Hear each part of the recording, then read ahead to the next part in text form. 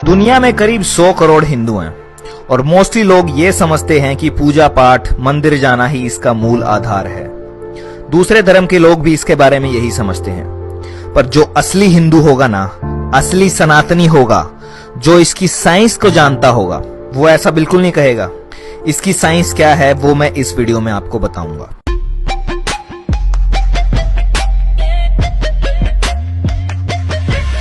इसकी साइंस इतनी गहरी है कि दुनिया भर के बड़े बड़े क्वांटम फिजिसिस्ट, मॉडर्न साइंटिस्ट ने हिंदुइज्म के वेद उपनिषद पढ़े हैं, अध्ययन किया है, जिसमें एल्बर्ट आइंस्टाइन से लेके Niels Bohr, Erwin Schrödinger, Werner Heisenberg और निकोला टेस्ला का नाम भी आता है।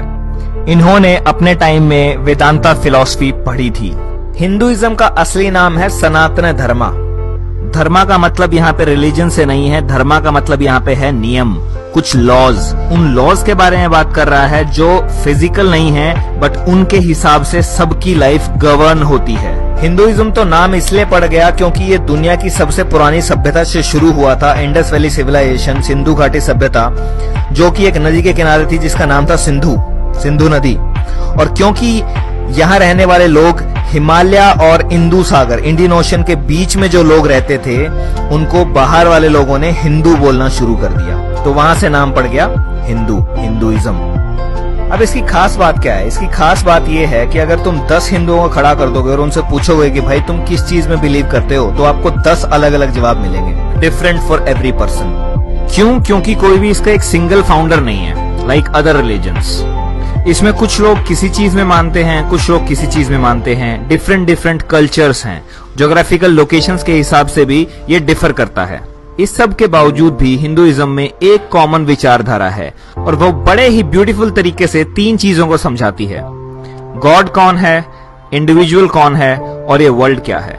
तो वो ऐसे है कि एक ब्राह्मण होता है, ब्राह्मण, इसको जाति वाला ब्राह्मण मत समझना, वो अलग है, वो कास्ट है। और ब्रह्मा भी मत समझना, क्रिएटर, वो भी अलग है। BRAHMAN, एक ब्राह्मण होता है, ऑल परवेडिंग एनर्जी, जो सब कुछ है, वहीं से शुरुआत है और वहीं से अंत है। वो ना कभी आया और ना कभी गया, वो हमेशा है। ट्रू रियलिटी ऑफ थिंग्स, ये शेपलेस है, बॉडीलेस है, जेंडरलेस है, कलरलेस है। It can not be described, it can only be experienced. तो ये है ब्राह्मण, परमात्मन। अब इस ब्राह्मण की इटर्निटी को समझने के लिए एक श्लोक है संस्कृत में। ओम पूर्णमदम पूर्णमिदम पूर्णात् पूर्णम उदच्यते पूर्णस्य पूर्णमादाय पूर्णमेवावशिष्यते। इसका सिंपल मतलब है infinite has already existed, it will continue to exist, and from that infinite even if a infinite is taken out it remains infinite. मतलब वो इनफाइनाइट है, अनंत है, उसमें से अगर इनफाइनाइट भी निकाल दोगे तो भी वो इनफाइनाइट ही रहेगा, अनंत ही रहेगा। ये है ब्राह्मण, परमात्मन। अब इस ब्राह्मण में से, इस परमात्मन में से निकलते हैं छोटे छोटे टुकड़े, जिसे बोलते हैं आत्मन, जो आप में है, मुझ में है, पशुओं में है, पेड़ पौधों में है। उनमें प्राण है, लाइफ फोर्स, एनर्जी है। Pieces that comes out of Brahman, ये एनर्जी है। E=mc², आइंस्टाइन ने जो बताया था, वही सेम चीज। अब ये आत्मन एंटर करता है माया में। माया मतलब प्रकृति। ब्राह्मण सोर्स ऑफ क्रिएशन है और प्रकृति primordial matter and activating energy है, यानी कि नेचर और क्रिएशन इटसेल्फ। पुरुष प्रकृति, Shiv Shakti, cosmic father, cosmic mother, जगत पिता, जगत माता, masculine principle and feminine principle. पुरुष क्रिएशन का सोर्स है और प्रकृति खुद क्रिएशन है। अब ब्राह्मण से प्रकृति निकली है, ब्राह्मण से माया निकली है। ब्राह्मण इनफाइनाइट है, माया भी इनफाइनाइट है, पुरुष इनफाइनाइट, प्रकृति भी infinite. That infinite proceeds from the infinite. अनंत से ही अनंत निकलता है, and it still remains the Brahman, still remains infinite. तो Brahman is infinite, universe is infinite. अब ये यूनिवर्स जो ये क्रिएट हो रखा है, प्रीमोडियल मैटर, ये माया है, ब्राह्मण की माया, या कह लो शिव की माया। अब आत्मन को बॉडी मिली है, तो आत्मन ड्राइवर है और ये बॉडी एक कार की तरह है। एक कार नहीं चल सकती विदाउट द ड्राइवर, समझ रहे हैं? सिमिलरली इस बॉडी नहीं चल सकती विदाउट द आत्मन। आपने पढ़ा होगा, energy can neither be created nor be destroyed, it can only convert from one form to another. ये वही एनर्जी है, वही आत्मन है। जब ये माया में या प्रकृति में एंटर करती है तो ये मैटर एक्वायर कर लेती है, बॉडी एक्वायर कर लेती है। Atman is surrounded by a physical structure. Called body. अब आत्मन अपने आप को रिवील करती है कॉन्शियसनेस के थ्रू, चेतना के थ्रू, और ये कॉन्शियसनेस या चेतना इंटरेक्ट करती है बॉडी के साथ, बॉडी इंटरेक्ट करती है माया के साथ, प्रकृति के साथ। और ये इंटरेक्शन होता है 3 तरीकों से, या सात्विक गुणों से, या राजसिक गुणों से, और या तामसिक गुणों से। हर इंटरेक्शन में कर्म जनरेट होता जाएगा। अच्छा सोचोगे, अच्छा करोगे तो पॉजिटिव कर्म जनरेट होगा, और बुरा करोगे, बुरा सोचोगे तो नेगेटिव कर्म जनरेट होगा। अब ये जो आत्मन है, एनर्जी है, इसके लिए श्लोक है जो गीता में कृष्ण ने बोला है, नैनम छिदंती शस्त्राणि नहनम दहती पावक न चैनम क्लदयन्ते आपो न शोषयति मारुत। ना शस्त्र आपको काट सकता है, ना अग्नि आपको जला सकती है, ना जल आपको गीला कर सकता है, और ना ही हवा आपको सुखा सकती है। आत्मा अमर है, अजर है, सर्वज्ञ है, सनातन है। जिस तरह से हम कपड़े बदलते हैं, उसी तरीके से आत्मा एक शरीर छोड़कर नया शरीर धारण कर लेती है। और जब ये आत्मन माया में एंटर करता है तो इस माया के अंदर आपका साइकिल स्टार्ट हो जाता है कर्म का। मतलब इस रेक्टेंगल के अंदर लिखा हुआ है लॉ ऑफ कर्मा। मतलब आत्मन ने यहाँ पे एंटर किया और उसका कर्म साइकिल स्टार्ट हो गया। यहाँ से यह आत्मन ने माया में एंटर किया, यहाँ पे जन्म हुआ, birth, disease, old age, death, birth, disease, old age, death, birth, disease, old age, death. ये चलता रहेगा, चलता रहेगा, चलता रहेगा, चलता रहेगा। बार बार जन्म होता रहेगा, बार बार मरते रहेंगे, बार बार जन्म होता रहेगा, मरते रहेंगे। ये इसकी कोर फिलोसफी है।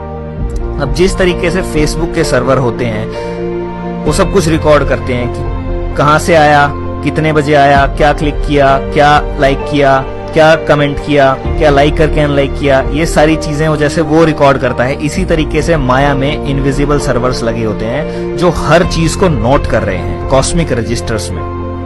आपका एक एक कर्म नोट होता है, रजिस्टर्स में चढ़ता जाता है, पॉजिटिव और नेगेटिव का बैलेंस बनता चला जाता है। जब शरीर की मृत्यु होती है, उस समय आत्मा का जो भी विचार रहता है और उसके कर्म कैसे थे, उसके हिसाब से अगला जन्म डिसाइड होता है।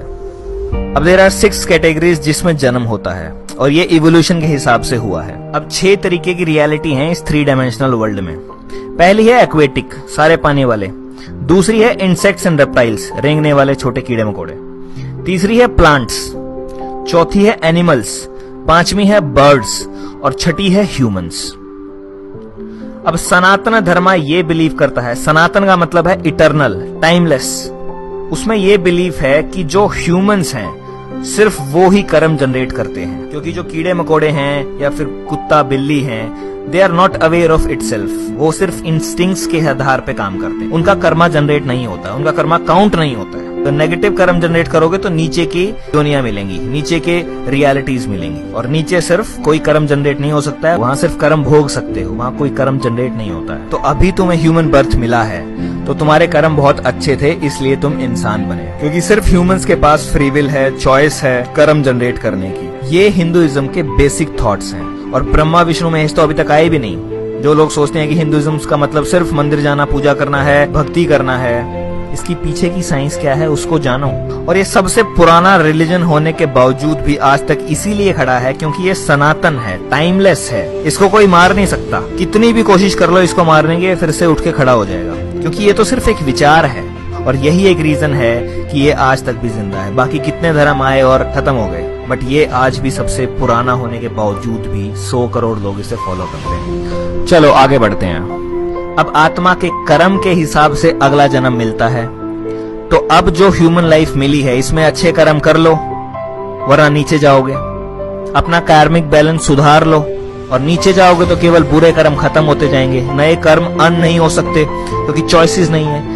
और अगर आत्मा के कर्म अच्छे हैं तो आपको ये सेंट्रल फिलॉसफी समझ में आएगी। तो कुछ नॉलेज एक्वायर करने के बाद और कुछ स्क्रिप्चर्स पढ़ने के बाद आपको ये समझ में आएगा कि आप एक साइकिल में फंस गए हैं, आपकी डेस्टिनी कहाँ है। तब आप पूरी पावर लगाएंगे इस साइकिल से बाहर निकलने के लिए और अल्टीमेटली मोक्ष अटेन करने के लिए। और मोक्ष सिर्फ मरने के बाद अटेन नहीं होता है, मोक्ष यहाँ रहते रहते मिल जाता है। जब आप ये अच्छे कर्म और बुरे कर्मों से ऊपर उठ जाते हैं, निष्काम कर्म करने लग जाते हैं, तो आपको यहाँ रहते रहते मोक्ष मिल जाता है।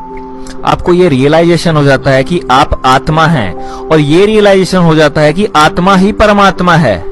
अद्वैत वेदांता के अकॉर्डिंग तत्त्वम असि, दैट दो आर्ट, मतलब आत्मन इज ब्राह्मण आत्मा ही परमात्मा है, उसी का हिस्सा तो है, वही तो है। और मोक्ष अगर मिल गया तो आप वापस चले जाएंगे ब्राह्मण के पास, जहां से आप आए थे, परमात्मन के पास, which is the reality of all human beings.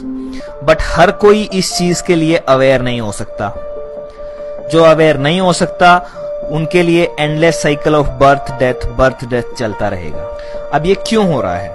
Because this संसार, this world is a Maya, temporary material reality which confuses आत्मन। ये माया आत्मा को कंफ्यूज कर देती है, और ये टेम्परेरी मटेरियल रियलिटी है, ये सच्चाई नहीं है। माया का मतलब है दैट विच इज नॉट, जो है ही नहीं।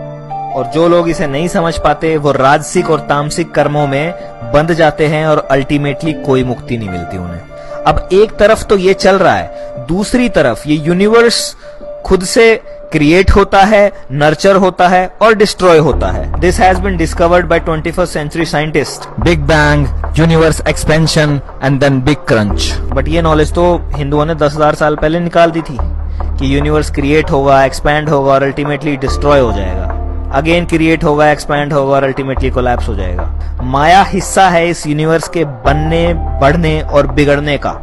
संसार, माया, जो इस ब्रह्मांड के अंदर है, वो 4 साइकिल्स के अंदर चल रहा है। सतयुग, त्रेता युग, द्वापर युग, कलयुग, जिसकी रेशो 4:3:2:1 की है, कि जितना टाइम कलयुग का लगेगा उससे 4 गुना सतयुग का होगा, 3 गुना त्रेता का होगा और 2 गुना द्वापर का होगा। अब ये चक्रियां चल रही हैं, इन चक्रियों के अंदर आत्मन की चक्रियां चल रही हैं, लाइफ एंड डेथ की, life and death, life and death, life and death. तो 2 चीज कंटिन्यूअसली इसके अंदर साथ के साथ चल रही हैं। बड़ा युगा साइकिल चल रहा है, यूनिवर्स बन रहा है, बढ़ रहा है, बिगड़ रहा है, और साथ के साथ माया के अंदर आत्मन के साइकिल चल रहे हैं। एक और अच्छी इंफॉर्मेशन मैं आपको दे देता हूं कि 2012 में ये कलयुगा खत्म हो चुका है और हम दोबारा से द्वापर, त्रेता और सतयुग की तरफ जा रहे हैं। और जो ये टाइम है 2012 से 2032 का, ये अवेकनिंग का टाइम है, जिसके अंदर इस प्लैनेट के ऊपर कॉन्शियसनेस के अंदर बहुत तगड़ा शिफ्ट आ रहा है, जिसकी वजह से लोग अवेक हो रहे हैं और लोग रियलाइज कर पा रहे हैं कि वो एक्चुअली में क्या है, आत्मन है। सब आत्मन है और सब एक हैं। चाहे आप किसी भी धर्म को मानने वाले हों, बट अल्टीमेटली हम सब एक हैं। यही एक रीजन है कि कभी भी हिंदुइज्म ने किसी को कन्वर्ट नहीं किया, क्योंकि वो जानते थे कन्वर्ट क्या करना, सब एक ही तो है। चाहे वो माने किसी भी चीज को, बट ट्रुथ को चेंज नहीं किया जा सकता, वो एक ही है। तो सिंपली ये बोल रहा है कि आपकी लाइफ आपके कर्म पे डिपेंड करती है, जैसे कर्म करोगे उसके हिसाब से आपको रिजल्ट मिल जाएंगे। अब इस कंसेप्ट के सिमिलर टर्म्स पे एक मूवी बनी है जिसका नाम है मैट्रिक्स, जिसने इस रियलिटी को ही क्वेश्चन कर दिया कि रियल क्या है, जिसके अंदर नियो, जिसका मतलब है वन, NEO, मॉर्फियस नियो को यही समझा रहा है पूरी मूवी में कि तुम एक एंडलेस साइकिल के अंदर फंस गए हो, तुम मैट्रिक्स में फंस गए हो, माया में फंस गए हो और इस साइकिल से निकलना है। तो जब नियो एनलाइटनमेंट अचीव करता है, वो गोलियों को रोक देता है अपनी तरफ आते हुए, सब कुछ कर देता है, वो पता नहीं ऐसी ऐसी चीजें कर सकता है जो ह्यूमनली पॉसिबल ही नहीं है, जो या तो कृष्णा ने अपने टाइम में की थी या राम ने अपने टाइम में की थी। और इस कंसेप्ट को समझने के बाद जब आप वो मैट्रिक्स मूवी देखेंगे तो आपको और क्लियरली समझ में आएगा कि ये कंसेप्ट भी और वो मूवी भी। तो एक संस्कृत में सेइंग है, ब्राह्मण सत्य जगत मिथ्या, means Brahman is real and this world which you experience through your senses is just myth। तो जिस दिन आपको ये आत्मा का बोध हो गया, उस दिन आपको मोक्ष अटेन हो गया, आपके ये सारे के सारे भ्रम टूट जाएंगे और आप समझ जाओगे कि आपके अंदर ही है वो ब्राह्मण, आपके अंदर ही है वो परमात्मा। अहम ब्रह्मास्मि जो सिखाया जाता है वो यही है कि तुम ही हो ब्राह्मण, तुम्हारे अंदर ही है सब कुछ। उसे कहाँ बाहर ढूंढ रहे हो, बाहर नहीं मिलेगा, वो अंदर ही मिलेगा। तो इसकी समरी क्या है? इसकी समरी है that you are a spiritual being having a temporary human experience here on earth. मतलब आप एक स्पिरिचुअल बीइंग हैं और टेम्परेरली इस धरती पे एक इंसानी रूप में अपने जीवन को जी रहे हैं। आप किसी रेस के नहीं हो, किसी देश के नहीं हो, किसी भेष के नहीं हो, you are just a part of that Brahman. अब मैं चाहता हूं कि आप हर किसी को जगाएं, हर किसी के साथ इस वीडियो को शेयर करें। और आपको क्या लगता है इस वीडियो के बारे में और इस फिलॉसफी के बारे में, प्लीज कमेंट करके मुझे बताएं। अगर किसी चीज पे आपको डाउट है तो मैंने डिस्क्रिप्शन में लिंक दिए हैं, आप उन पे जाके फर्दर रिसर्च कर सकते हैं। अगर ये वीडियो आपको पसंद आई है तो प्लीज इसे लाइक करें, चैनल को सब्सक्राइब करना बिल्कुल मत भूलें, क्योंकि मैं सिमिलर टाइप का कंटेंट इस चैनल पे लाता रहूंगा। और सोए हुए लोगों को जगाता रहूंगा।